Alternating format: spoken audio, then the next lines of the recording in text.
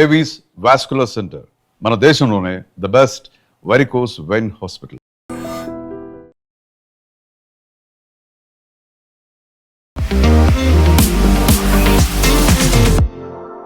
నమస్తే, నేను Kavitha. Welcome to I Dream News and నిజాలు. ఈ శనివారానికి యుద్ధం స్టార్ట్ అయ్యి 4 వారాలు కంప్లీట్ అవుతుంది. అలాగే డొనాల్డ్ ట్రంప్ ఇచ్చినటువంటి 5 రోజుల బ్రేక్ కూడా అదే రోజు కంప్లీట్ అవుతుంది. బట్ డొనాల్డ్ ట్రంప్ ఒక 15 ప్రతిపాదనలను ఇరాన్ ముందుంచితే ఇప్పుడు 5 కండిషన్లను ఇరాన్ అమెరికా ముందుంచింది. ఒకరికొకరు ఇంత పోటాపోటీగా ముందుకెళ్తున్నారు. నెక్స్ట్ ఏం జరగబోతోంది? 28th తర్వాత కీలకమైనటువంటి మలుపు తీసుకోబోతుందా? ఎందుకంటే ఇప్పటికీ అదనపు బలగాల్ని ఇరాన్లో మోహరించేందుకు డొనాల్డ్ ట్రంప్ సిద్ధమైపోతున్నారనేటువంటి వార్త ప్రపంచాన్ని వణికిస్తోంది. నెక్స్ట్ ఏం జరుగుతుంది? మనతో పాటుగా ఉన్నారు సీనియర్ జర్నలిస్ట్ సురేష్ కొచ్చతిల్ గారు. సార్ నమస్తే. రోజుకొక ట్విస్ట్ టర్న్స్ అనేది కనిపిస్తున్నాయి. ప్రతిసారి ఇక్కడ ఎండ్ కార్డ్ పడుతుంది అనుకున్నప్పుడు సరికొత్తగా కండిషన్స్ వస్తున్నాయి అండ్ ట్రూప్స్ను కూడా డిప్లాయ్ చేయబోతున్నాడు డొనాల్డ్ ట్రంప్. మన తెలుగు సీరియల్ లాగా అయిపోయింది అనమాట. నెక్స్ట్ సెక్షన్ ఏమొస్తుంది అనేది సస్పెన్స్లో ఉంచేస్తారు. టు బి కంటిన్యూడ్ అనమాట. ఇక్కడ జరుగుతున్న 2-3 మెయిన్ పాయింట్స్ మనం గుర్తుపెట్టుకోవాలి. ఎందుకంటే నేను దీని గురించి ఎప్పుడు అమెరికన్ న్యూస్ ఛానల్స్ చూస్తుంటాను, కానీ వాళ్ళ ఒపీనియన్ చాలా క్లియర్గా ఉంటుంది. దాంట్లో ఫాక్స్ న్యూస్ అయితే ట్రంప్ భజన్ మండలి, కానీ సిఎన్ఎన్ కానీ మిగతా ఛానల్ ఎంఎస్ఎన్బిసి కానీ వీళ్ళు అట్లీస్ట్ ఒక న్యూట్రల్ పర్స్పెక్టివ్ ఇస్తారు. ఆఫ్కోర్స్ యాంటీ ట్రంప్ ఉంటారు వాళ్ళ ఒపీనియన్. ఒకటి, ట్రంప్ పాపులారిటీ రాయిటర్స్ చేసిన ఒక పోల్లో నిన్న 34% తగ్గింది. 34% పీపుల్ ఓన్లీ సపోర్ట్ ట్రంప్. దానికి కారణాలు ఉన్నాయి చాలా మటుకు, మనం డిస్కస్ కూడా చేసాం. ఒకటి, ఫ్యూయల్ ప్రైసెస్. అమెరికాలో fuel price per gallon which is 3.5 లీటర్స్కి $1 పెరిగింది. అంటే మన లాంగ్వేజ్ చెప్పాలంటే 90 రూపాయలు పెరిగింది 3 లీటర్కి, అంటే 30 రూపాయలు పెరిగింది అనుకోండి. కానీ అమెరికన్ ప్రజలు దాని మీద వాళ్ళకి చాలా కోపం ఉంది. ఎందుకంటే ప్రెసిడెంట్ ట్రంప్ ఎలక్షన్ క్యాంపెయిన్లో కూడా దీని గురించే మాట్లాడు, that I will bring the pump prices down. Biden ఏం చేయలేదు. బైడెన్ టైంలో చాలా హైవీ ఉండే ప్రైసెస్ ఫ్యూయల్ది, నేను తగ్గిస్తాను. రెండోది, నాకు యుద్ధానికి సంబంధం లేదు, నేను యుద్ధం మొదలుపెట్టను, ఇన్ఫాక్ట్ యుద్ధాలని నేను ఆపుతాను అని చెప్పి ట్రంప్ క్యాంపెయిన్ మీకు గుర్తుంటుంది. అందుకే కదా నోబెల్ పీస్ ప్రైజ్ కావాలని. ఇప్పుడు అది కూడా చాలామంది అంటారు, ఇవాళ కూడా ఆయనకు నోబెల్ పీస్ ప్రైజ్ ఇచ్చేస్తే అయిపోతుంది కదా, ఈ ప్రాబ్లం లేదు, నేను ఈ యుద్ధం నేనే ఆపాను, నేను మొదలుపెట్టిన యుద్ధం నేనే ఆపాను, దానికి నోబెల్ ప్రైజ్ కావాలంటారు ఆయన. ఇప్పుడు జరుగుతుంది ఏంటంటే, మనం ఈ డెడ్ లైన్ గుర్తుపెట్టుకోండి, సీక్వెన్స్ ఇవ్వండి. ఒకటి, మీరు చెప్పినట్లు 4 వారాలు అవుతాయి. అది కాకుండా ఈ మండే, ట్యూస్డే, వెనస్డే, మనం థర్స్డేలో ఉన్నాం, అంటే అమెరికన్ వెనస్డేలో ఉన్నాం మనం. ఇంకా ఫ్రైడే 5వ రోజు, అంటే మన సాటర్డే వాళ్ళ ఫ్రైడే. ఈ 5వ రోజు ఏం జరుగుతుంది? ఎందుకు ఇంకా 2 రోజులే ఉన్నాయి. ఈ 2 రోజుల్లో అమెరికా వాళ్ళ చాలా పెద్ద ఫోర్స్ని తీసుకొస్తున్నారు. మీరు చెప్పారు చూడండి, ఒకటి వాళ్ళ మెరీన్ ఎక్స్పెడిషనరీ ఫోర్స్ అని చెప్పి ఐఎన్ఎస్ ట్రిపోలి అని చెప్పి ఒక షిప్ని దాంట్లో తీసుకొస్తున్నారు. దాంట్లో 3000 మంది ఉన్నారు. వీళ్ళ దగ్గర యాంఫీబియస్ ల్యాండింగ్ షిప్స్ ఉన్నాయి. యాంఫీబియస్ ల్యాండింగ్ షిప్ మీరు చూసుంటారు బహుశా, మన వైజాగ్ వైపు మిలన్ నడుస్తున్నప్పుడంతా ఇండియన్ నేవీది, లేకుంటే అప్పుడప్పుడు ఎక్సర్సైజ్ చేస్తుంది. దీనికి ఒక షిప్ లాగా ఉంటుంది, కానీ ఫ్రంట్కి వెళ్ళే దగ్గర బీచ్ దాకా వెళ్తుంది. ఇది నార్మల్ షిప్స్ లాగా కాదు. అక్కడ వెళ్ళి దీన్ని ఓపెన్ చేస్తారు, ఇట్లా ఫ్రంట్ పోర్షన్ ఓపెన్ చేస్తే దాని లోపల నుంచి ట్రూప్స్ అందరూ బయటకు వస్తారు. సో యాంఫీబియా జస్ట్ లైక్ ఒక కప్పలాగా 2 చోట్ల ఉభయచరం అంటాం మనం. అంతే, మనం సెకండ్ వరల్డ్ వార్లో చాలా చూసాం ఇది, యాంఫీబియస్ ల్యాండింగ్ ట్రూప్స్. రిస్క్ ఎక్కువ దాంట్లో, ఎందుకంటే వీళ్ళు బయటకు రాగానే ఎవడైనా ఫైర్ చేస్తే ఎక్కడి నుంచి అనేది లాట్ ఆఫ్ పీపుల్, బట్ వాళ్ళకి ఎయిర్ సపోర్ట్ ఉంటుంది ఆ టైంలో. బహుశా వీళ్ళని తీసుకొస్తున్నారు అనే ఒక రూమర్ ఉంది. వాళ్ళు ఆల్రెడీ ఉన్నారు, they are in the Gulf of Oman now. వీళ్ళని స్ట్రేట్ ఆఫ్ హార్మోస్ నుంచి తీసుకొస్తారా, లేకుంటే వీళ్ళని పారాడ్రాప్ చేస్తారా, లేకుంటే వీళ్ళని ఇంకేదైనా వార్షిప్ వై తీసుకొస్తారా చూడాల్సింది మనం. అది అట్లా ఉన్నప్పుడు ఇంకొక అంటే వీళ్ళ దగ్గర పారాట్రూప్స్ ఉన్నారు, స్పెషల్ ఆపరేషన్స్ గ్రూప్. 1600 మందిని వాళ్ళు యుఎస్ నుంచి పిలిపించారు, వాళ్ళ బేస్ నుంచి. వీళ్ళు రావడానికి 24 గంటలు కూడా పట్టదు, బహుశా వచ్చేస్తుంటారు ఇప్పుడు దాకా. ఖతార్లో వీళ్ళు ఉన్నారని చెప్తున్నారు. ఖతార్ నుంచి Kharg Island is about 60 minutes. మీరు హెలికాప్టర్ రైడ్ తీసుకుంటే కూడా వీళ్ళు తీసుకెళ్ళడం బ్లాక్ హాక్ యూజ్ చేసుకోవచ్చు, or they can use some big aircraft paradrop, లేకుంటే వీళ్ళ దగ్గరని చినూక్ హెలికాప్టర్స్ కూడా వాడుకోవచ్చు. కానీ చినూక్ అంటే 24 చినూకులు కావాల్సి వస్తుంది, అంటే అన్ని ట్రిప్పులు కొట్టాల్సి వస్తుంది. అన్ని ఎయిర్క్రాఫ్ట్ ఉండో లేదో తెలియదు మనకి. అక్కడ అలూద్ బేస్లో ఖతార్లో ఉండొచ్చు బహుశా. సో ప్రెసిడెంట్ ట్రంప్ ప్లాన్ ఏమనిపిస్తుంది అంటే ఒక సైడ్ నుంచి నెగోషియేట్ చేస్తున్నాను చెప్తూ ఇంకొక వైపు నుంచి బిల్డప్ చేస్తున్నారు ఇరాన్ మీద ప్రెషర్ పెట్టడానికి. మీరు చెప్పారు ఇరాన్కి పాకిస్తాన్ 15 కండిషన్స్ తీసుకెళ్లారంట. పాపం పాకిస్తాన్ ఎందుకు వచ్చారో మనకు అర్థం కావట్లేదు ఇప్పుడు. ఎందుకంటే ఖతార్ ముందు ఒమాన్ ఉండే, ముందు ఒమాన్ పక్కన జరిగిపోయారు. తుర్కీ అన్నారు మేము వస్తాం అన్నారు, తుర్కీ కూడా పక్కన జరిగి, ఈజిప్ట్ అన్నారు మేము కూడా ఉంటాం, వాళ్ళు కూడా. ఎందుకు వాళ్ళకి అర్థమైపోయింది దీని ఇంప్లికేషన్స్ ఏమి ఉండబోతుందని. ఇరాన్ వాళ్ళ మీద దాడి జరిగితే పాకిస్తాన్ని కొడతారు. మీకు గుర్తుంటుంది ఖతార్ని కొట్టినప్పుడు వాళ్ళ మీద కొడితే ఖతార్ని కొట్టారు ఇరాన్ ఆ రోజు, గ్యాస్ పైప్ లైన్స్ వాళ్ళ ఏం చెప్తారు గ్యాస్ ఫీల్డ్స్ని. ఇదే పాకిస్తాన్తో జరిగిపోతుంది. ఎందుకంటే వీళ్ళ కోపం అంటే మీకు 15 కండిషన్స్ ఇచ్చారు అమెరికన్ వాళ్ళు, మేము దాన్ని చించిపడేస్తాం డస్ట్బిన్లో. మేము 5 కండిషన్లు ఇచ్చాం, నువ్వేం చేసావు దాంతో? నువ్వు వెళ్ళి అమెరికాకి ఇచ్చావా? ఇచ్చాను. వాళ్ళు ఏమన్నారు? మాకు తెలియదు అన్నారు. మళ్ళీ నువ్వు ఎందుకు వచ్చావు నడుము ఇట్లా అని అడుగుతారు. నీతో కేపబిలిటీ లేకుంటే why did you come? Because they are used to negotiating with the Omanis. Omanis చాలా ప్రొఫెషనల్ నెగోషియేటర్స్, మనం జెనీవాలో చూసాం. ఈ నెగోషియేషన్ ఫస్ట్ టైం కాదు కవిత గారు, ఇది 3వ నెగోషియేషన్. దీనికన్నా ముందు లాస్ట్ జూన్లో ఆ 12-day వార్ జరిగినప్పుడు కూడా ఒక నెగోషియేషన్ నడిచింది ఆ టైంలో. దాంతోనే యుద్ధ విరామం చేశారు వీళ్ళు, సీజ్ ఫైర్. దాంట్లో కొన్ని కండిషన్స్ పెట్టారు, అది ఇది అని చెప్పి. ఇప్పుడు మళ్ళీ జెనీవాలో ఈ వార్ మొదలైన ముందు, 28 కంటే ముందు, చాలా మంచి డిస్కషన్ జరిగింది. We're almost close to signing a deal. ఆ టైంలో ఏదో ఇజ్రాయెల్ ప్రెషర్ పెట్టారంటున్నారు, ఇజ్రాయలీ లాబీ అంటున్నారు, ఏం జరిగిందో తెలియదు. కానీ వీళ్ళు సడన్గా సాటర్డే 28th బాంబ్ చేసేసారు వీళ్ళు, ఫిబ్రవరి. దాంతో మొత్తం యుద్ధం అంతా సో ఇరాన్ ఏమంటున్నారు, we don't believe in this talks. ఎందుకు మాట్లాడాలి? ముందు లాస్ట్ ఇయర్ మాట్లాడాం, మళ్ళీ మా మీద బాంబు వేశారు, మళ్ళీ ఇప్పుడు మాట్లాడాం, దాని మీద మళ్ళీ మా మీద బాంబు వేస్తున్నారు, ఈసారి మాట్లాడితే కూడా మా మీద బాంబు వేస్తారు మళ్ళీ. సో పని చేద్దాం, మేము కండిషన్లు పెడుతున్నాం. ఫస్ట్ మా మీద బాంబింగ్ చేయకూడదు అని చెప్పి వాళ్ళు రాసి అగ్రిమెంట్లో ఇవ్వాలి, that we will not attack Iran again. We అనగానే యుఎస్ అండ్ ఇజ్రాయెల్. యుఎస్ బహుశా ఎస్ అంటారు కానీ ఇజ్రాయెల్ ఎప్పుడు ఎస్ అన్నారు. రెండవది, ఇప్పుడు దాకా జరిగిన వార్లో జరిగిన డ్యామేజెస్, అంటే ఏ బిల్డింగ్లు కూల్చారో అది ఇది, ఆయిల్ ఫీల్డ్స్ ఏదైనా ఉండనొచ్చు, పవర్ ప్లాంట్స్, దానికి కాంపెన్సేషన్ ఇవ్వాలి మాకు. అది బహుశా యుఎస్ ఎప్పుడు అంగీకరించారు. మూడవది, వీళ్ళేమంటున్నా అంటే మా వైపు నుంచి ఉన్న మిసైల్ ప్రొడక్షన్ ఫెసిలిటీ కానీ మిగతా దాని మీద ఏ రెస్ట్రిక్షన్స్ ఉండకూడదు. ఇది టాప్ 3 అని పెట్టుకోవచ్చు. 5 కండిషన్స్ పంపించారు. యుఎస్ వైపు నుంచి ఏం చెప్పారంటే వాళ్ళ వైపు 15 కండిషన్స్ ఉన్నాయి. So we'll take again the top 5 only. First వీళ్ళు ఏమన్నారంటే యురేనియం గురించి మాట్లాడుతున్నారు. మీరు న్యూక్లియర్ ప్రాసెసింగ్ జరపకూడదు, దాన్ని ఏం చేయాలని చెప్పి మనం డిస్కస్ చేద్దామని చెప్తున్నారు. రెండవది, వీళ్ళ మిసైల్ కేపబిలిటీ కంప్లీట్గా కట్ డౌన్ చేయాలని చెప్తున్నారు. అంటే production wise and range wise ఎన్ని కిలోమీటర్ కొట్టచ్చు, ఇంకా ప్రొడక్షన్ ఎన్ని నంబర్స్ ప్రొడ్యూస్ చేయొచ్చు, డ్రోన్స్ కూడా అంతే. మూడవది, మీ అఫిలియేట్స్, మీ శాటిలైట్స్ ఉన్నారు చూడండి, హెజ్బుల్లా లెబనాన్లో, హూతీలు యెమెన్లో, ఇక్కడ హమాస్ గాజాలో, వీళ్ళకి నో ఫండింగ్, నో ఆయుధం, నథింగ్, ఏం పంపించకూడదు, కంప్లీట్ మీరు కట్ ఆఫ్ చేసేసేయాలి. ఇది వాళ్ళ వైపు నుంచి ఒక 3 కండిషన్స్ పెట్టారు. అంటే 15లో 3 పెట్టాను నేను. వీళ్ళు ఇద్దరు అక్కడిక్కడ ఈ 3 కండిషన్స్ అంగీకరించారు. So there is no point of going forward, only నామకే వాస్తే అక్కడెక్కడ ఎక్స్చేంజ్ చేసుకున్నారు. ఎందుకంటే వీళ్ళు ఫేస్ టు ఫేస్ కూడా కలవట్లేదు. ఇరాన్ ఏమంటున్నారంటే మేము మాట్లాడితే కూడా మేము ఇప్పుడున్న జారెడ్ కుష్నర్ అండ్ స్టీవ్ విట్కాఫ్తో మాట్లాడాం, because they are not professional politicians. వాళ్ళు, Steve Witkoff is Trump Gulf buddy and వాళ్ళ కన్స్ట్రక్షన్ ఇండస్ట్రీలో ఫ్రెండ్, కుష్నర్ ఏమో సన్నిన్లా. వీళ్ళకి ఇద్దరికి పొలిటికల్ ఎక్స్పీరియన్స్ అసలు లేదు నెగోషియేషన్లో. మేము we will speak to vice president JD Vance and Marco Rubio, secretary of state. వీళ్ళతో మేము మాట్లాడతాం. కావాలంటే ఇద్దరిని తెచ్చుకోండి మీరు, ఎందుకంటే ఎలిమెంట్ ఆఫ్ కంటిన్యూటీ ఉండాలి కదా. లాస్ట్ టైం ఏం మాట్లాడామన్నా కానీ వీళ్ళిద్దరికి తెలియదు, సో వాళ్ళ దగ్గర అడుగుతారు ఏం మాట్లాడారు లాస్ట్ టైం అని చెప్పి.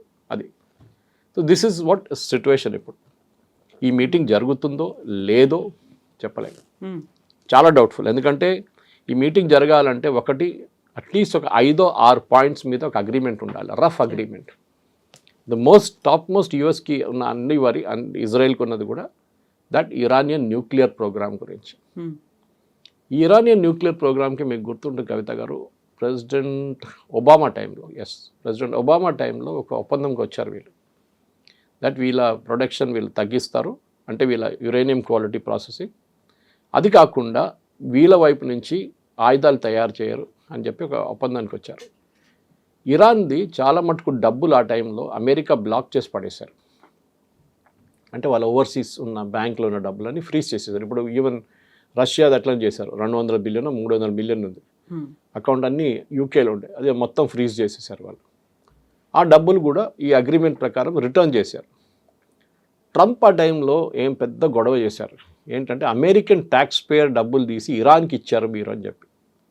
అండ్ ఒబామా దానికి కౌంటర్ చేయలేకపోయారు, క్లియర్గా ఎక్స్ప్లెయిన్ చేయలేకపోయారు. ఒక పెద్ద పొలిటికల్ డిఫీట్ ఉండే ఒబామాకి. తర్వాత ఈసారి కూడా వీళ్ళు ఏం అడుగుతారంటే మాకు డబ్బులు కావాలి. సో దీంట్లో మెయిన్ స్టిక్కింగ్ పాయింట్ మనందరూ తెలుసు, స్ట్రైట్ ఆఫ్ హోర్ముజ్. హోర్ముజ్ నుంచి షిప్పులు ఫ్రీగా తిరగాలని ప్రెసిడెంట్ ట్రంప్ చెప్తే ఇరాన్ అంటున్నారు కాదు, దీని కంట్రోల్ మేము మిగతా అక్కడ ఉన్న గల్ఫ్ స్టేట్స్ అందరు కలిసి కంట్రోల్ మెయింటైన్ చేస్తాం. ఎందుకంటే మీకు గుర్తుంటుంది, ట్రంప్ ఒక ప్రెస్ కాన్ఫరెన్స్లో చెప్పారు బయట మీడియాతో మాట్లాడుతూ, ఎవరు కంట్రోల్ చేస్తారు స్ట్రైట్ ఆఫ్ హోర్ముజ్ అంటే నేను, మీ అన్నారు. And Ayatollah, whoever is Ayatollah అంటే అక్కడ ఎవరు అయతోల్లా అంటే దాంట్లో 2 సంకేతాలు వచ్చినాయి బయటకు. ఒకటి, అయతోల్లా ఉంటాడు, రెజీమ్ చేంజ్ లేదు, ఈజ్ అగ్రీడ్ హిమ్సెల్ఫ్ అనమాట ఇండైరెక్ట్లీ. రెండవది, వీళ్ళిద్దరు కలిసి ఎట్లా కంట్రోల్ చేస్తారు, అమెరికాకి అక్కడ ఏం స్టేక్ ఉంది, అమెరికన్ షిప్స్ రావు అక్కడ అన్ని యూరోపియన్ లేకుంటే ఇండియన్ లేకుంటే మిగతా బంగ్లాదేశ్ బట్ ఇండోనేషియా వైపు వెళ్ళే షిప్స్లో ఉంటుంది, అది చైనీస్ ఆఫ్ కోర్స్. ఇక అమెరికాకి ఏమి ఇంట్రెస్ట్, వీళ్ళేమన్నారంటే మీరు మాకు డబ్బులు ఇవ్వకపోతే, ఇది మీరు మా ఇన్ఫ్రాస్ట్రక్చర్ డ్యామేజ్ అయిందని దాన్ని మేము ఒక టోల్ పెట్టేస్తాం దీని మీద, ప్రతి షిప్ దగ్గర నుంచి 1 మిలియన్ తీసుకుంటాం, ఏదో నా డబ్బులు తీసుకుంటాం మేము, అది మేము డిసైడ్ చేస్తాం మీరు ఈ డబ్బులు ఇవ్వకపోతే. అది కూడా president Trump is dead against. మిగతా దేశాలతో సహాయం పెట్టుకొని సౌదీ అరేబియాతో వాళ్ళతో ఒప్పందం పెట్టుకొని ఇది స్ట్రైట్ ఆఫ్ హోర్ముజ్ కంట్రోల్ చేయాలంటే కాదు. ఎందుకంటే స్ట్రైట్ ఆఫ్ హోర్ముజ్ అనేది సూయజ్ కెనాల్ కాదు, మనం గుర్తుపెట్టుకోవాలి. సూయజ్ కెనాల్ మన అందరు తెలిసిందే, ఈజ్ కంట్రోల్ బై ఈజిప్ట్. అది ఒక narrow shipping lane which connects 2 continents, 2 seas అనమాట, మేజర్ ఓషన్స్.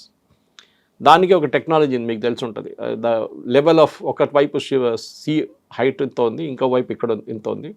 సో దీన్ని బ్యాలెన్స్ చేయడానికి ఇక్కడ నీళ్ళు నింపుతారు, షిప్ని తీసుకొచ్చి వీళ్ళు క్లోజ్ చేసిన తర్వాత ఈ హైట్ పెంచుతారు పంపింగ్ చేసే నీళ్ళు. దాని తర్వాత అటువైపు వచ్చినప్పుడు దాన్ని మళ్ళీ దిప్పుతారు, షిప్ బయటకు వెళ్ళిపోతుంది. ప్రతిరోజు hundreds of ships cross, but చాలా స్లోగా వెళ్తుంది ఆ ప్రాసెస్. ఈజిప్ట్ టోల్ తీసుకుంటారు, టోల్ అంటే ఒక ఛార్జ్ సూయజ్ కెనాల్, ఎందుకంటే ఇది ఆపరేషన్ చాలా కాంప్లికేటెడ్. టగ్ బోట్స్ ఉంటుంది, దాంతోపాటు వాళ్ళ supervisor hundreds and thousands of people పనిచేస్తారు ఒక్కొక్క షిప్ మూవ్ చేయాలంటే. చాలా స్పేస్ నేరో ఉంది, depth is only 20 metres, super tankers travel చేయలేరు దాంట్లో. కానీ మీరు మొత్తం ఆఫ్రికా తిరిగి రాలక్కర్లేదు, మీరు you can just cross the Suez canal, you will save almost 15 days travel మీది సేవ్ అయిపోతుంది. అది పెద్ద సేవింగ్ షిప్స్. ఆ పరిస్థితుల్లో అదే ఇక్కడ తీసుకొస్తారంటే కాదు, ఎందుకంటే హోర్ముజ్ అనేది ఒక ఓపెన్ ఓషన్ లాగా ఉంటుంది మీకు, అక్కడ మీరు ఏం చేస్తారు, ఇట్లాంటి పని చేయకూడదు అని చెప్పి యుఎస్ అంటున్నారు. కానీ ఇరాన్ అంగీకరించట్లేదు. వాళ్ళ దగ్గర ఉన్న మేజర్ ట్రంప్ కార్డ్ కవిత గారు ఈజ్ స్ట్రైట్ ఆఫ్ హోర్ముజ్. అది వాళ్ళు ఎప్పుడు వాళ్ళకి అర్థమైపోయింది. And this is something America యుద్ధం మొదలై ముందే అర్థం చేసుకోవాలి ఉండే, దట్ స్ట్రైట్ ఆఫ్ హోర్ముజ్ మీద ఇరాన్ కన్ను ఉంటుంది ఎప్పుడు. వాళ్ళ లాస్ట్ ట్రంప్ కార్డ్ అదే.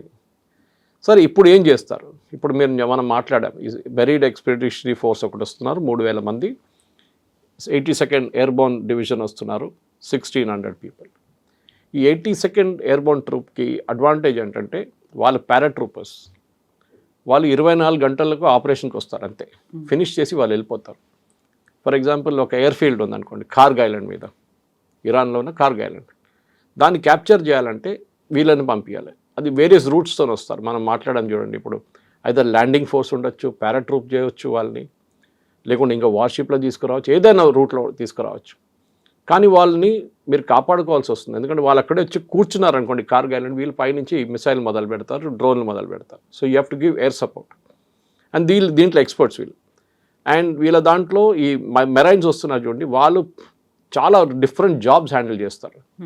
ఇంజనీరింగ్ యూనిట్ ఉంటారు, సిగ్నల్ యూనిట్స్ ఉంటారు, ఆర్మర్డ్ యూనిట్స్ ఉంటారు, for example even catering units ఉంటారు, మెడికల్ యూనిట్స్, అందరు ఒక కంబైన్డ్ ఫోర్స్ లాగా ట్రావెల్ చేస్తారు వాళ్ళు.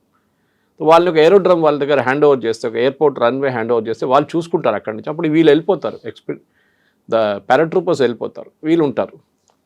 అది క్యాప్చర్ చేసుకుంటే కార్గ్ ఐలాండ్, బికాజ్ అదొక్కటే ఒక ఏం చెప్తారు, ఐ థింక్ ద మేజర్ ఒక రీజనింగ్ ఇప్పుడు అదే ఒక్కటే కనిపిస్తుంది. ఈ సాటర్డే బహుశా జరగవచ్చు, ఎందుకంటే డెడ్లైన్ అయిపోతుంది. అది జరిగితే ఏమవుతుందంటే ఇరాన్ కంప్లీట్ రెవెన్యూ అమెరికా చేతిలో ఉంటుంది. వెనెజువేలా లాగా, వెనెజువేలా అదే చేశారు కదా. ఇప్పుడు అక్కడి నుంచి ఆయిల్ ప్రతి షిప్కి అమెరికా డబ్బులు తీసుకుంటారు. ఓకే, ఎందుకంటే మేము ఎప్పుడో పెట్టుబడి పెట్టాం, మాది $100 బిలియన్ ఉంది అక్కడ, మాకు రాలేదు డబ్బులు అని చెప్పి షెవ్రాన్ కానీ ఎక్సన్ మొబైల్ వాళ్ళని తీసుకుంటారు. ఇదే బహుశా కార్గిల్తో కూడా జరగవచ్చు.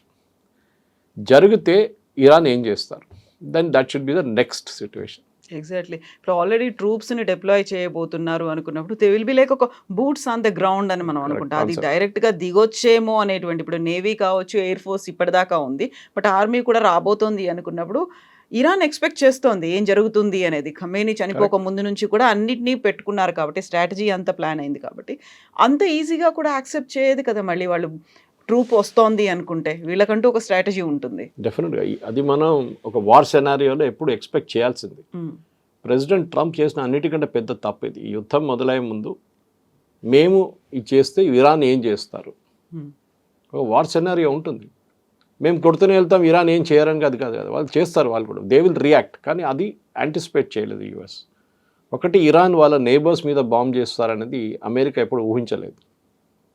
అరే సౌదీ అరేబియా పక్కన చాలా ఫ్రెండ్లీ కంట్రీ, అక్కడ అటు పక్కన ఇరాక్ ఉన్నారు, ఇటు పక్కన కువైత్ ఉంది, ఖతార్ ఉంది, అక్కడ బహ్రెయిన్ ఉంది, వీళ్ళందరూ వాళ్ళతో ఉండాల్సిందే కదా. ఎప్పుడు అంటారు you cannot choose your neighbours అంటారు. వాళ్ళు ఉంటారు, ఇప్పుడు మీకు నచ్చకపోతే కూడా ఉంటారు మీ నేబర్స్ మీ దగ్గర. సో అట్లాంటి పరిస్థితి. నో టైం అటాక్ చేసింది Iran. Correct. And that day itself 28th itself ఇజ్రాయెల్ని కొట్టడం అని దాంట్లో కొత్తది ఏం లేదు, అది వాళ్ళు రెగ్యులర్గా చేస్తూ ఉంటారు. కానీ మిగతా ఫ్రెండ్స్ని కొట్టడం అనేది అది పెద్ద మార్పు వచ్చేస్తుంది. అండ్ వాళ్ళు కూడా రియాక్ట్ చేయలేకపోతున్నారు. మీరు చూడండి, వాళ్ళు సౌదీ అరేబియా కానీ, సౌదీ అరేబియా కూడా గుడ్ ఎయిర్ ఫోర్స్, వాళ్ళు ఇరాన్ ఈజీగా అటాక్ చేసుకోవచ్చు. ఇన్ఫ్యాక్ట్ నిన్న ఒక న్యూస్ రిపోర్ట్లో, I think it was New York Times, దాంట్లో చెప్పారంటే Saudi Arabian prince Mohammed bin Salman ఏమన్నారంటే అమెరికా దగ్గర చెప్పారంట, మీరు యుద్ధం ఆపకండి, you go fight and finish off Iran. మీకు ఏం సహాయం కావాలంటే చెప్పండి, మేము ఇస్తాం మీకు ఎయిర్ బేస్ యూసేజ్, ఫైనాన్స్గా మీరు డబ్బులు ఏం కావాలంటే మేము హెల్ప్ చేస్తాం, కానీ ఆ ఇరానియన్ రెజీమ్ ఉండకూడదు. ఇప్పుడు మీరు ప్రెసిడెంట్ ట్రంప్ ప్లేస్లో ఉంటే కవిత గారు ఏం ఆలోచిస్తారు, ఇరానియన్ రెజీమ్ని ఎట్లా మార్చాలి? అక్కడ ఇప్పుడు ముగ్గురే ఉన్నారు, మాట్లాడడానికి రెడీగా ఉన్న ముగ్గురే ఉన్నారు. అంటే వాళ్ళు ఇప్పుడు దాకా చనిపోలేదు, వాళ్ళంతే అంతా చెప్పొచ్చు, వాళ్ళు ఇంకా అటాక్ చేసి చంపలేదు వీళ్ళు. ప్రెసిడెంట్ కరెక్ట్, ప్రెసిడెంట్ పెసికిషాన్ ఆయన ఉన్నారు, speaker and this foreign minister, వీళ్ళు ముగ్గురే ఉన్నారు, కనిపిస్తున్నారు కూడా. ప్రెసిడెంట్ అయితే ఒక బ్లండర్ చేసిండు అన్న పెసికిషాన్, ఆయన యుద్ధం మొదలుగానే సౌదీ అరేబియా బాంబ్ చేయగానే ఒక అపాలజీ చెప్పాను, sorry we made a mistake, ఇంకా జరగదు ఇప్పటి నుంచి అని. ఇమ్మీడియట్గా విత్డ్రా చేయాల్సి వచ్చింది. Within half an hour revolutionary guards వాళ్ళని ఆయన ఫోర్స్ చేశారు విత్డ్రా చేయడానికి. సో హీఈస్ నాట్ ఇంట్రెస్టెడ్, ఆయన పొజిషన్ చాలా వీక్ ఉంది. ట్రంప్ చెప్పారు చూడండి, మేము చంపకపోతే వాళ్ళ మనుషులు చంపుతారు వాళ్ళని అని చెప్పేసి, their people will kill them అని. So we don't know who to speak, మేము ఎవరితో మాట్లాడి మాకు అర్థం కావట్లేదు, ఇరాన్లో ఎవరున్నారో మాకు తెలియదు. మేము అనుకున్నాం లారీజానీతో మాట్లాడదాం అనుకున్నా, కానీ ఇజ్రాయెల్ వచ్చి ఆయన కూడా కొట్టేశారు. And he was the most pragmatic face. ఆలోచించండి, ఇజ్రాయెల్ లారీజాని చంపినప్పుడు నాకు కూడా డౌట్ వచ్చింది, వై హిమ్? ఎందుకంటే అమంగ్ ఈ నలుగురు, ఇప్పుడు మనం చెప్పిన 3 పేర్లతో 4వ పేరు ఈయనది. అండ్ ఆయన would have been a great choice, because ఆయనకి రెవల్యూషనరీ గార్డ్ మీద పట్టుంది, ఆయనకి ఆర్మీ మీద పట్టుంది, అండ్ ఆల్సో పొలిటిక్స్ మీద అండ్ రిలీజియస్ లీడర్స్. నలుగురిని వీళ్ళు ఆయన తీసుకెళ్ళగలరు, తోడు తీసుకెళ్తారు, కలగరు, కానీ ఆర్మీ చంపేస్తారు ఆయన. ఇప్పుడు ఎవరితో మాట్లాడతారు మళ్ళీ మీరు? You have to speak to only these 3 people. వీళ్ళు ముగ్గురికి అంత పవర్ లేదు. Whereas the speaker of the Iran parliament Mohammed Qalibaf, ఆయన దీనికన్నా ముందు ఎయిర్ ఫోర్స్ చీఫ్ ఉండే, and he was also the chief of the Revolutionary Guards. ఈ 2 పదవులు చాలా careful, especially Revolutionary Guards. So ఆయనకు ఆ పవర్ ఉంది ఒకటి, కానీ he the hard line religious bent of mind. అంత ఈజీగా అమెరికా చెప్పిన మాటలు వినరు. సో బహుశా వీళ్ళు ముగ్గురులో ఎవరినో ఒకరిని మాట్లాడుతున్నారు ఇరాన్తోని అమెరికా డైరెక్ట్గా, కానీ ఎవరని చెప్పట్లేదు. ఇరానియన్ ఫారెన్ మినిస్టర్ అయితే డినై చేసేసి, మేమైతే మాట్లాడలేదు, ట్రంప్తోనే మాట్లాడుకుంటున్నాడు, and he is just playing for the markets. ఈ మార్కెట్ రేటు, ఆయిల్ రేట్ తగ్గించడానికి చేస్తున్నారు, మిగతా ఏం లేదు position, which is sort of correct. కానీ ఇప్పుడు జరిగే దాంట్లో కవిత గారు, ఈ నెక్స్ట్ 24 hours టు 48 hours చాలా క్రూషియల్గా ఉండబోతుంది. ఎందుకంటే ఇరాన్ మూవ్ కాకపోతే Hmm. ట్రంప్ దాన్ని ఒక ఎక్స్క్యూజ్గా యూజ్ చేసుకుంటారు. నేను చూడండి నేను ఎంత ఓపెన్గా ఉన్నాను, నేను 15 కండిషన్ పెట్టాను, డిస్కస్ చేయడం అని చెప్తే వాళ్ళు రాలేదు, వాళ్ళు మీటింగ్కి ఏం చేయమంటారు నన్ను అన్నాడు. And that is why Monday to Friday పెట్టుకున్నారు, ఆయన సాటర్డే పెట్టుకోలేదు, 6 డే అని చెప్పలేదు, 5 days అని చెప్పారు. సో దట్ ఎగ్జాక్ట్లీ ఫ్రైడే రోజు మార్కెట్, యుఎస్ మార్కెట్ క్లోజ్ చేయగానే అటాక్ అనేది బహుశా కరెక్ట్ జరుగుతుంది.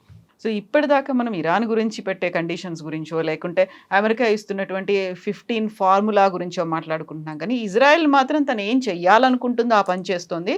అండ్ ట్రంప్ని మళ్ళీ లాగాలి అనేటువంటి ప్రయత్నాలు కూడా చాలా ఎక్కువగానే చేస్తోంది. ఎందుకని ఇజ్రాయెల్ అసలు మాట్లాడట్లేదు? నెతన్యాహు ఎప్పుడో ఒకసారి కనిపిస్తున్నారు తప్ప ట్రంప్ లాగా ఆయన చేయట్లేదు అసలు. మాట్లాడడం అనేది యూర్ టాకింగ్ ప్రెస్ కాన్ఫరెన్స్ లాగా. ఎగ్జాక్ట్లీ. అక్కడ ఏమవుతుంది, వాళ్ళ స్ట్రాటజీ కావచ్చు, లేకపోతే ఫండ్స్ గురించి కావచ్చు. ఇజ్రాయెల్లో ఇప్పుడు ఒఫిషియల్ పొలిటికల్ బ్రీఫింగ్ కన్నా వాళ్ళ ఆపరేషనల్ బ్రీఫింగ్ ఎక్కువ ఉంటుంది. ఇప్పుడు ఐడిఎఫ్ చూడండి, ఇజ్రాయలీ డిఫెన్స్ ఫోర్సెస్ రోజుకి 2-3 సార్లు బ్రీఫింగ్ ఇస్తారు. వాళ్ళ ఆపరేషన్ డీటెయిల్స్, లెబనాన్లో ఏం జరిగింది, లిటానీ రివర్ దగ్గర కొట్టాము మేము, ఇన్ని బంకర్లు డిస్ట్రాయ్ చేసాము, ఇన్ని లాంచ్ ప్యాడ్ డిస్ట్రాయ్ చేసాము, వాళ్ళు బ్రీఫింగ్ ఇస్తారు రెగ్యులర్గా. అది ఉంటుంది. కానీ పొలిటికల్ బ్రీఫింగ్ అని చాలా తక్కువ. ఒకటి, ఎందుకంటే ఆయన ముందుకు ఎందుకు వచ్చారంటే ఒకసారి ఆయన చనిపోయారని చెప్పి పెద్ద రూమర్ ఉండే, సో చూపించండి నేను బతుకున్నానని చూపించడానికి ఆయన వచ్చినాను. కానీ ఇజ్రాయెల్ ఎప్పుడు బయట ట్రంప్ మాట్లాడరు వీళ్ళు. They are very very reserved వాళ్ళ కామెంట్స్లో. ఇజ్రాయెల్ కావాల్సింది ఒకటే, అండ్ స్పెషలీ నెతన్యాహుకి ఎలక్షన్స్ రాబోతుంది ఇప్పుడు కొన్ని నెలల్లో. ఆయనకి ఎలక్షన్ గెలవాలంటే యుద్ధం ఉండాలి ఆయనతో, ఇంకా నడవాలి యుద్ధం. ఇజ్రాయలీస్ చాలా టైర్డ్ అయిపోయారు యాక్చువల్లీ. ఎందుకంటే ఈ బంకర్లో పరిగెత్తడం, డైలీ బంకర్లో వెళ్ళి కూర్చోవడం రాత్రి అంతా, ద సిక్ అండ్ టైర్డ్ అంటున్నారు. నేను చూసాను, వర్డ్ యూజ్ చేశారు ఒక Israeli commentator, we're sick and tired, యుద్ధం ఎట్లైనా ఆగితే బాగుంటుంది. కానీ వాళ్ళకి తెలుసు ఇరాన్ని ఇప్పుడు కొట్టకపోతే మళ్ళీ ఇరాన్ ఇంకా పవర్ఫుల్ అయిపోతారు, హెజ్బుల్లా మళ్ళీ పెరుగుతారు. ఇవాళ కూడా వాళ్ళు మిసైల్స్ ఫైర్ చేశారు, యాజ్ వీ స్పీక్. ఒక గంట ముందు ఇజ్రాయెల్ మీద 3 మిసైల్స్ ఫైర్ చేశారు. సో హెజ్బుల్లాని కొట్టాలి. ఇన్ఫ్యాక్ట్ మీకు తెలుసుంటుంది, ఇరానియన్ అంబాసిడర్ని లెబనాన్ నుంచి పంపించేశారు. He was declared persona non grata and he was ask to get out. Lebanon అనే ఒక దేశం ఉందని మనం మర్చిపోయాం. హెజ్బుల్లా గురించి మాట్లాడుతాం. హెజ్బుల్లా టెర్రరిస్ట్ ఆర్గనైజేషన్, లెబనాన్లో కూర్చున్నారు. ఇజ్రాయెల్కి అదొక పెద్ద ప్రాబ్లం. ఎందుకంటే ఇప్పుడు వాళ్ళ మొత్తం ఎఫర్ట్స్ మీరు చూస్తే ఇరాన్ కన్నా ఎక్కువ వాళ్ళు లెబనాన్ మీద పెడుతున్నారు. సౌత్ లెబనాన్లో కంప్లీట్ క్యాప్చర్ చేసుకొని మా టెరిటరీ పడదు, మేము అక్కడ నుంచి ఖాళీ చేయమని చెప్తున్నారు. వాళ్ళకి ఒక బఫర్ జోన్ లాగా వచ్చేస్తుంది అది. ఎందుకంటే అక్కడి నుంచి మిసైల్స్ లాంచ్ చేసినప్పుడు నార్దర్న్ ఇజ్రాయెల్ వైపు ఈ బఫర్ జోన్ ఉంటే పనికొస్తుంది ఇజ్రాయెల్కి అనమాట. వాళ్ళ ఆయుధాలు కూడా, అంటే వాళ్ళ యాంటీ ఎయిర్క్రాఫ్ట్ గన్స్ కానివ్వండి, మిగతా ఇంటర్సెప్టర్స్ కానీ అక్కడ ఉంచుకోవచ్చు సదర్న్ లెబనాన్లో. ఇటువైపు ఇరాన్ వైపు వాళ్ళు ఏం చేస్తున్నారంటే, వాళ్ళు కంటిన్యూస్ ఇవాళ పొద్దున కూడా బాంబ్ చేశారు. వాళ్ళు స్పెసిఫిక్గా లీడర్షిప్ని కొడుతున్నారు. స్టార్టింగ్ నుంచి అదే కదా, 28th రోజు కొట్టింది లీడర్షిప్ని కొట్టి, ఇప్పుడు కూడా అదే చేస్తున్నారు. కమాండ్ అండ్ కంట్రోల్ సెంటర్స్ని కొడుతున్నారు.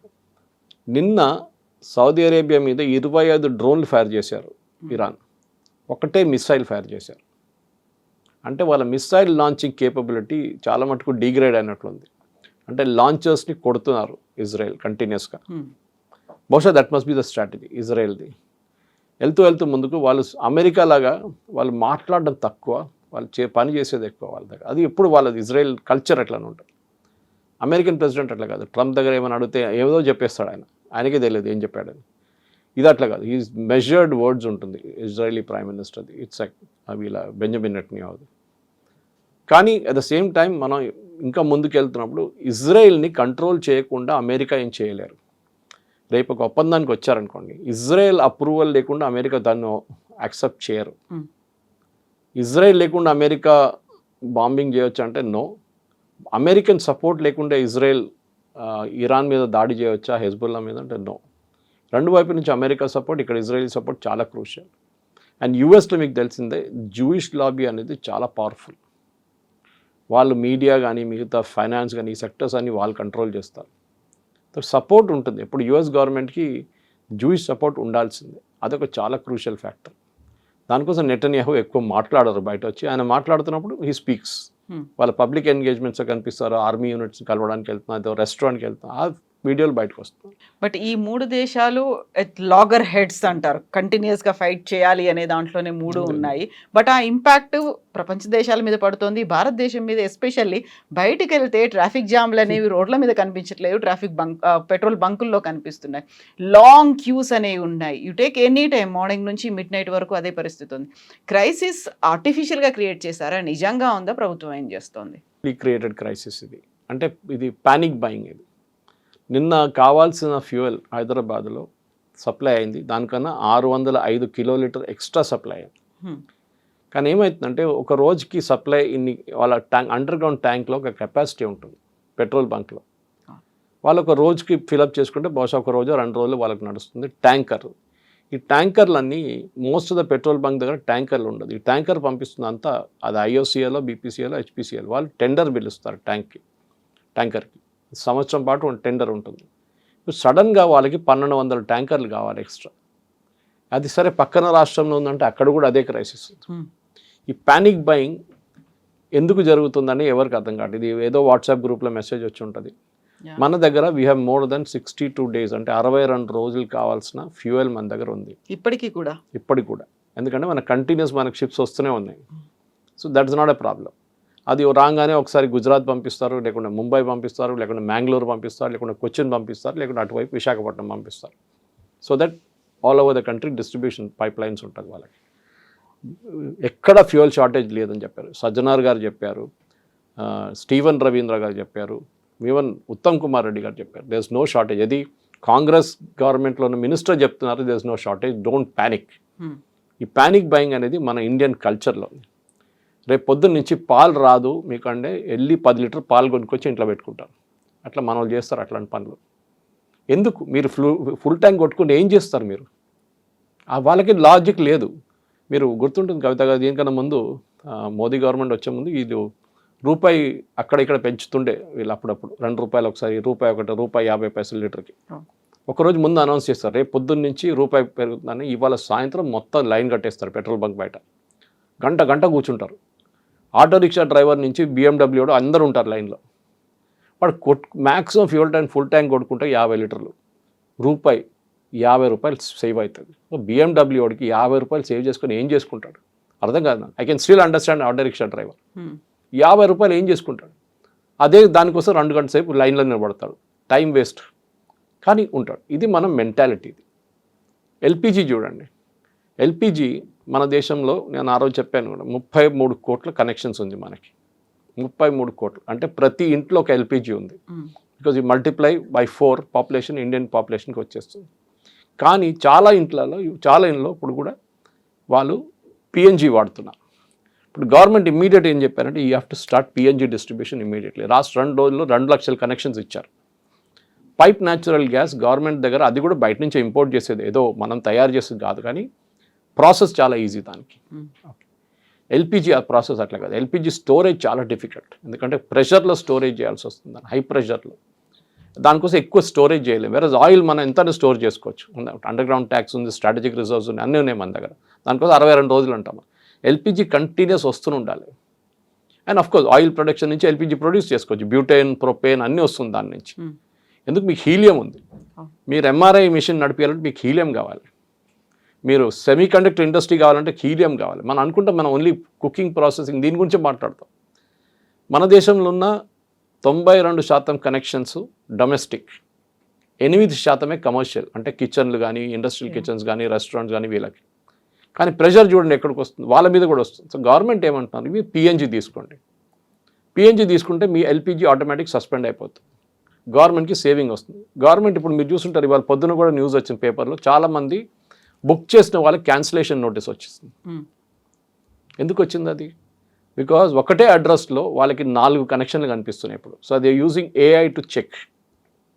ఒకటే ఇంట్లో, ఒక అడ్రస్లో, ఒకటే బిల్డింగ్లో, ఒకటే ఫ్లోర్లో, ఒకటే ఫ్లాట్లో 4 కనెక్షన్స్ కనిపిస్తుంది వాళ్ళకి. సో క్యాన్సిల్ చేసి పడేశారు 3. ఆబ్వియస్లీ వీళ్ళు స్టాక్ చేసుకుంటున్నారు. ఇది ముందేం చేస్తారా, 3 కూడా ఆర్డర్ చేయరు. ఇప్పుడు ప్యానిక్ వచ్చినప్పుడు అన్నీ ఆర్డర్ చేశారు సడన్గా, అప్పుడు పట్టుబడ్డారు. So government is saying PNG తీసుకోండి. I think that's most sensible. మా ఇంటి దగ్గర ఒక చాలా బిజీ అనే ఒక పరాటా సెంటర్ ఉంది. వాడి గారు వెళ్ళి చెప్పాను, వాడికి తెలియదు. వాడు అంటున్నాడు, సార్ నా డబ్బులు ఉన్నాయి సార్, నేను ఇస్తాను, చెప్పండి వాళ్ళకి ఇవ్వమని చెప్పి, నాకు 8 స్టవ్లు ఉన్నాయి, అంటే గ్యాస్ స్టవ్స్ ఉన్నాయి, నేను ఎల్పిజి కోసం కొట్టుకుంటాను, ఇప్పుడు కాదు, ఈవెన్ బిఫోర్ ఆల్సో సార్, నాకు అది ఇచ్చేసి అయిపోతుంది, ఒకసారి అడ్రస్ ఇస్తారని చెప్తే నేను I gave the address. Bhagyanagar gas ఎవరిది? రిలయన్స్ది అది. So that culture has to come. దాంట్లో మీకు ఎల్పిజి ఆర్డర్ చేయక్కర్లేదు, మీరు ఆన్ చేస్తే గ్యాస్ ఉంటుంది, ఎప్పుడు మీకు టెన్షన్ ఉండదు దానికి. I think that culture Covid టైంలో మోదీ గారు చెప్పిన మాట ఆ రోజు, అది కూడా మిస్అండర్స్టాండ్ చేసుకున్నారు. కోవిడ్లో మనం ఎట్లా హ్యాండిల్ చేసామో అట్లనే మనం ఇప్పుడు కూడా ఇమ్మీడియట్ రూమర్స్ లాక్డౌన్ పెడుతున్నారు మోదీ గారు. అదే హింట్ ఇచ్చాడు. ఎందుకు లాక్డౌన్? మీకు ఏదో పాండమిక్ రాలేదు కదా. మోదీ గారు ఏం చెప్పారంటే ఆ టైంలో మనం ఎట్లా డిసిప్లిన్ పాటించామో, రోడ్ల మీద వెళ్ళకుండా ఇంట్లో ఉండి అది అది చెప్పగానే ఇంట్లో ఉండమంటున్నారు మోదీ గారు అందరినీ, అక్కడ చెప్పలేదు ఆయన. So that's is the misunderstanding అన్నమాట. నాకు చాలామంది నాకు అడిగారు, నా దగ్గర ఫోన్ చేసి, మెసేజ్, సురేష్ గారు లాక్డౌన్ ఉంటుందా, ఎందుకు ఉంటుందని వాళ్ళ దగ్గర అడిగాను రిటర్న్ నేను. Why lockdown? You have to arrive at a certain sense of discipline. ఈ డిసిప్లిన్ మన దాంట్లో లేదు కవిత గారు. పోలీసు వాడు కనిపించకపోతే రెడ్ లైట్ జంప్ చేస్తాడు 100% మనోడు. ఓకే, పోలీసు వాడు ఉంటేనే ఆపుతాడు, అక్కడ కెమెరా ఉంటే అది కూడా చూస్తాడు, కెమెరా లేకుండా వెళ్ళిపోతాడు పోలీసు వాడి దగ్గర. ఇది మన ప్రాబ్లం. ఎవడో 10 మంది లైన్లో నిలబడాలని మనం కూడా వెళ్ళి నిలబడతాం అంత. ఏంట్రా అంటే మీరు నిలబడారు కదా, మీ అంటే నేను కూడా ఉంటాను. ఇది మన ప్రాబ్లం. బ్రిడ్జ్ పై నుంచి కింద చూస్తుంటాడు ఒకడు, 10 మంది వస్తారు, ఏం చూస్తున్నాడు నాకేం తెలుసు, కింద ఏదో నేను చూశాను, నువ్వు ఎందుకు వచ్చినా అంటాడు. ఇది చీలుడి భైంసుడి అంటారు హైదరాబాద్లో, రూమర్స్ది. ఓకే, ఇది మనం ఒక డిసిప్లిన్ మన లైఫ్లో తీసుకురావాలి. నేను మొన్న మా అల్వాల్ బంక్ వెళ్ళినప్పుడు రాత్రిపూట వెళ్తే 11 కార్లు ఉండే. I didn't want fill up. నేను ఇంటికి వెళ్ళిపోయి పొద్దున 7 గంటలకు వచ్చాను, మళ్ళీ ఇంటి దగ్గరే సత్య పెట్రోల్ బంక్ అని. 3 కార్లు ఉన్నాయి, ఫిల్అప్ చేసుకున్నాను. వాడు అన్నాడు, సార్ ఫుల్ ట్యాంక్ సార్ అన్నా. వద్దు, నాకు వద్దు, నాకు 2000 రూపీస్ కొట్టు చాలు అన్నాడు. ఏం సార్ ఇట్లా అంటున్నా, మీరు అందరు ఫుల్ ట్యాంక్ కొట్టించుకున్నా? అక్కర్లేదు, మిగతా వాడికి పనికి వస్తాయి కదా నేను కొట్టుకుంటే. నేను ఫుల్ ట్యాంక్ కొట్టుకుని ఏం చేసుకోవాలి, నాకు తెలుసు నాకు వారం దాకా నడిచిపోతుంది. That is all. Panic buying లాడ్ సిద్దిపేట రోడ్లో పోతున్నాడు, ఆడు వెళ్తూ అదే సిద్దిపేటలో ఉండదేమో, ఇక్కడే కొట్టించుకుందాం, ఇక్కడ కొట్టించుకుంటాం. ఇది దిస్ యాటిట్యూడ్ మన షార్టేజెస్లో ఒక టైంలో ఉండే. కరెక్టే, షార్టేజెస్ మన దేశంలో చాలా మటుకు ఉండే, పాలు లేకుండే. నేను స్కూల్లో ఉన్నప్పుడు కూడా పొద్దున పూట పాలు కోసం లైన్లో నిలబడాలి, వెళ్ళి ప్యాకెట్ పాలు కోసం. అదంతా పోయింది కదా. ఇప్పుడు మీ ఇంటికి కావాలంటే ఏ కంపెనీ నుంచైనా మీకు పాలు వస్తుంది. దాట్ యాటిట్యూడ్ మారాలి. ఇప్పుడు చూడండి కొంచెం తగ్గింది, ఇవాళ కొంచెం పానిక్ బయింగ్ తగ్గింది. కానీ బంక్లు ఏమంటున్నారు, ఈవెన్ టుడే మార్నింగ్ నేను దూరదర్శన్ డిబేట్లో ఉన్నాను పొద్దున లైవ్లో, దాంట్లో అన్నారు అదే సేమ్ పాయింట్. ఇక్కడ ఉన్న పెట్రోలియం డీలర్స్ అంటున్నారు, మా దగ్గర మీకు ఎంత కావాలంటే అంత పెట్రోల్ ఇస్తాం, మీరు ఎన్ని ఫుల్ ట్యాంక్లు కావాలంటే కొట్టించుకోండి, కానీ వీ విల్ నాట్ గివ్ క్యాన్లో మేము ఇవ్వము. దట్ ఈస్ సంథింగ్, ఎందుకంటే డేంజరస్ అది. ఈ టెంపరేచర్లో మీరు క్యాన్లో తీసుకొచ్చి పార్కింగ్ లాట్లో పెట్టుకుంటే అది ఎప్పుడు వెళ్తుందో తెలియదు. అది ఇట్స్ హైలీ డేంజర్. నిన్న ఒక ఆటో రిక్షా డ్రైవర్ని చూశాను నేను, వాడు 10 లీటర్లు 2 క్యాన్లు పెట్టుకొని పోతున్నాడు. ఎందుకంటే నాకు వారం పనికి వస్తుందంట. రే నువ్వు ఎందుకు, నీకు వారం ఎక్కడ పెట్టుకుంటా, ఇంట్లో పెట్టుకుంటా సార్. ఇంట్లో ఇంకా డేంజరస్ రా బాబు అంటే అర్థం చేసుకుంటలేరు మనం. మన ఇందోర్లోకి యాక్సిడెంట్ జరిగింది, మీకు తెలిసింది, ఆ బ్యాటరీ ఛార్జింగ్ యూనిట్ నుంచి ఈవీ వెహికల్ది, పోల్ మీద కూడా పోయింది ఫైర్. వాళ్ళ ఇంట్లో బేస్మెంట్లో, వాళ్ళ ఇంట్లో గ్రౌండ్ ఫ్లోర్లో 10 సిలిండర్లు ఉంటాయి. మ్యాక్సిమం చనిపోయింది అది దాని కారణంగానే, అది బ్లాస్ట్ అయింది. This is something we need to learn. మనకు కావాల్సింది, we're not living in a nation of shortages. మీరు పాకిస్తాన్లో చూడండి, పాకిస్తాన్లో ఏం లేదు, పెట్రోల్ లేదు, డీజిల్ లేదు. శ్రీలంకలో 15 లీటర్లు ఇస్తున్నారు ప్రతి వారానికి ఒక కార్కి. మనం అది ఆ స్టేట్కి రాలేదు కదా మనం ఇంకా. కానీ ఎవరో చెప్పారంట రూమర్, అరే 20 లీటర్లు కొట్టిస్తున్నాడు వారానికి అంత, అట్లా ఏం రాలేదు. కానీ మన పరిస్థితికి రాకుండా చూసుకోవడానికి మన రెస్పాన్సిబిలిటీ ఉంది. యాజ్ అ సిటిజన్ ఆ సివిక్ సెన్స్ మనకి లేదు. Let us accept it. పక్కనోడు చచ్చాడు కానీ నేను బతకాలని చూస్తాడు మన వాళ్ళు. ఆ యాటిట్యూడ్ మనకు ఉంది, అది మనం మార్చుకోవాల్సింది. ఈ క్రైసిస్లో ఇది ఒక పెద్ద lesson. Thank you so much. Thank you.